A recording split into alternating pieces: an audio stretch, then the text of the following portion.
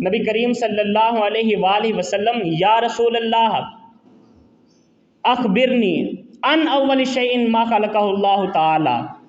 یا رسول اللہ مجھے خبر دیجئے کہ اللہ تعالیٰ نے پوری کائنات کو بنانے سے پہلے کس چیز کو پیدا فرمایا تھا؟ تو میرے ابو البیان علیہ رحمہ کے مبارک جملے ہیں، فرماتے کہ لوگوں یہ ماحول ایسا تھا کہ مدینے کا شہر ہے،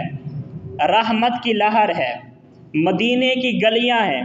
مصری کی ڈلیاں ہیں، مدینے کی ہوائیں ہیں، جنت کی فضائیں ہیں، ریاض الجنہ کی بہاریں ہیں، صحابہ کی کتاریں ہیں، حضور بادہ فروش ہے، صحابہ بادہ نوش ہے، ساقی ساگر بدست ہے، ہر میں کش سرمست ہے، ساقی کی دوم ہے، رندوں کا ہجوم ہے، مجمع لگا ہوا ہے، ماحول سجا ہوا ہے، منظر کچھ یوں معلوم ہوتا جیسے چاند چمکتا ہے تاروں میں، ویسے بیٹھے ہیں نبی اپنے یاروں میں۔ یکا یک ایک صحابی کھڑے ہوئے، عرض کی یا رسول اللہ میرے ذہن کی سطح پر ایک سوال ابھرتا ہے، سوچتا ہوں پوچھ لوں، پھر گھبراتا ہوں کہیں بے ادبی نہ ہو جائے۔ میرے آقا نے فرمایا اے میرے صحابی تو پوچھ، میں بتاؤں، پوچھنا تیرا کام ہے، جواب دینا میرا کام ہے، سوال کرنا تیرا کام ہے، جواب دینا میرا کام ہے، بھیک مانگنا تیرا کام ہے، جولی بھرنا میرا کام ہے۔ تو بھکاری ہے، میں شاہ ہوں، تو فقیر ہے، میں داتا ہوں، تو صحابی ہے، میں نبی ہوں، تو سوال نہ کرے تو تو صحابی کیسا، میں جواب نہ دوں تو میں نبی کیسا؟ عرض کی یا رسول اللہ بتائیں سب سے پہلے کس چیز کو بنایا گیا؟ پیارے آقا نے فرمایا اے جابر یا جابر ان اللہ تعالی خلق قبل کل الاشیاء نور النبی کا من نورہ، اے جابر اللہ تعالی نے 14 طبق کی کائنات بنانے سے پہلے نور نبی جی کا، تیرے نبی کا نور من نور ہی اپنے نور سے بنایا تھا، تیرے نبی کا نور اپنے نور سے بنایا تھا۔ وَلَمْ يَكُنْ فِي ذَلِكَ الْوَقْتِ لَوْحٌ وَلَا قَلَمٌ وَلَا شَمْسٌ وَلَا قَمَرٌ وَلَا شَجَرٌ وَلَا حَجَرٌ وَلَا إِنسٌ وَلَا جِنٌّ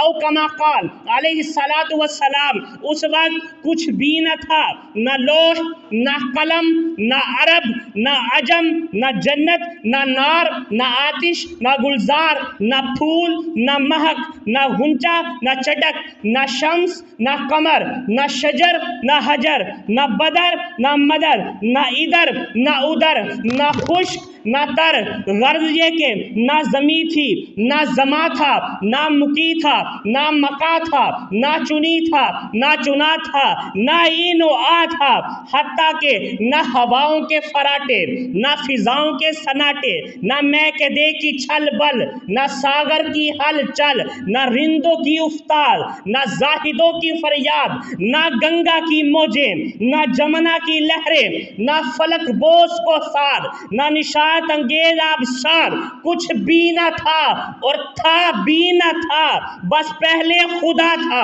اور پھر مصطفیٰ تھا۔ کرسی عرش نہ لوح قلم سی، نہ اے سورج چند ستارے، بس کلہ نور محمد والا دیندہ سی چمکارے۔ بس ایک چیز تھی، ایک نور تھا، وہ نور نور خدا تھا اور دوسرا نور نور مصطفیٰ تھا۔ اللہ تعالیٰ نے میرے نور کو پیدا فرمایا، اسے 3 حصوں میں تقسیم کیا، پہلے سے لوح کو بنایا، دوسرے سے قلم کو بنایا، تیسرے سے عرش کو بنایا، چوتھے کو پھر 4 حصوں میں تقسیم کیا، پہلے سے زمین کو بنایا، دوسرے سے آسمان کو بنایا، تیسرے سے پانی کو بنایا، چوتھے کو 4 حصوں میں تقسیم کیا، پہلے سے حاملین عرش بنائے، دوسرے سے آگ کو بنایا، تیسرے سے مٹی کو بنایا، چوتھے کو پھر 4 حصوں میں تقسیم کیا۔ اسی طرح میرا رب اپنے نور سے میرا نور بنا کر پھر میرے نور کی تجلیاں ڈال ڈال کر اس قدر بنایا کہ دیکھتے ہی دیکھتے میرے رب نے میرے نور سے پوری کائنات کو تخلیق کر دیا۔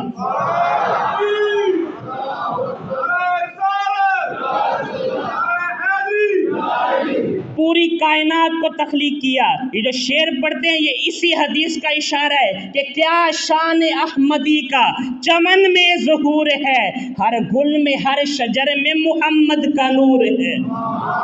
اللہ تعالیٰ نے جب میرے نور کو بنایا تو پھر اللہ تعالیٰ نے اس نور کو آدم علیہ السلام کی پیشانی میں رکھا۔ آدم علیہ السلام نے عرض کی، یا اللہ میں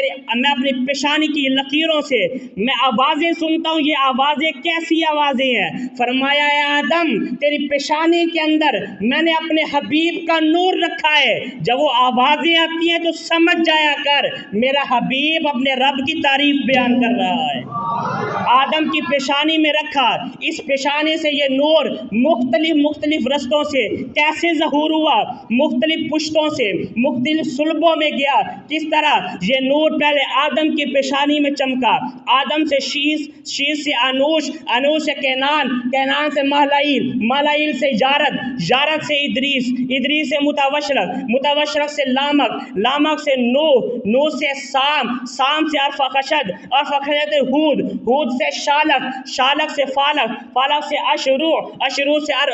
ارعو سے ناہور سے تارک سے ابراہیم سے اسماعیل سے قیدار سے حمل سے نزار سے مضر سے الیاس سے مدرکہ سے خزیمہ سے کینانہ سے مہلائیل سے مالک سے فہر سے غالب سے لوئی سے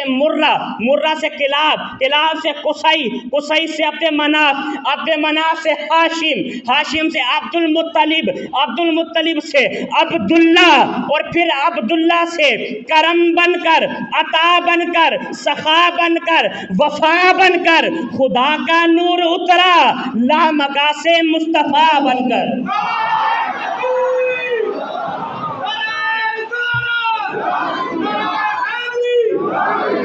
خدا کا نور اترا لامکا سے مصطفیٰ بن کر۔ ہم یہ نہیں کہتے، اعتراض کرتے ہیں کہ سنی کہتے ہیں کہ احد احمد بن کر آیا، ہم یہ نہیں کہتے کہ احد احمد بن کر آیا، ہم یوں کہتے ہیں کہ احد نے جو اپنی پہلی تجلی پھینکی تھی، اس تجلی کو جب کسی صورت میں ظاہر کرنا چاہا تو اللہ تعالیٰ کو اپنے حبیب کے سوا کوئی تصویر اتنی پسند ہی نہ تھی، تو احد نے اپنی تجلی کو احمد کی صورت میں ظاہر کیا۔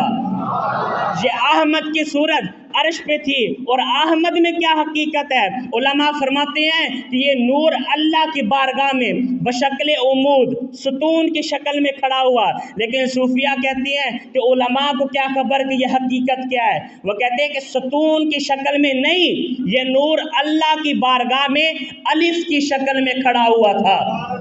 جب اس نور نے اللہ کی بارگاہ میں قیام کیا تو یہ الف بنا، جب اس نور نے اللہ کی بارگاہ میں رکوع کیا تو یہ ہا بنا، جب اس نور نے اللہ کی بارگاہ میں سجدہ کیا تو یہ میم بنا، جب اس نور نے اللہ کی بارگاہ میں تشہد میں بیٹھا تو دال بنا۔ اس طرح احد کی تجلی سے بننے والی صورت عرش اولا پر احمد بن کر چمکی، کبھی الف کی صورت، پھر ہا کی صورت، پھر میم کی صورت، پھر دال کی صورت۔ وہ نور جو عرش پر کبھی الف کی صورت میں، کبھی ہا کی صورت میں، کبھی میم کی صورت میں، کبھی دال کی صورت میں چمکتا تھا، وہ نور مدینے اور مکے کی گلیوں میں آیا تو الف پر میم کا پردہ ڈالا، جب الف پر میم کا پردہ آیا تو مکے اور مدینے کی گلیوں میں وہ احمد کا نور چمکنے والا محمد بن کر چمکنا شروع ہو گیا، اور اس قدر چمکا کہ پورے عالم کائنات کو تمام اندھیروں سے نکال کر اپنی نور کی روشنیوں میں لے کے آ گیا۔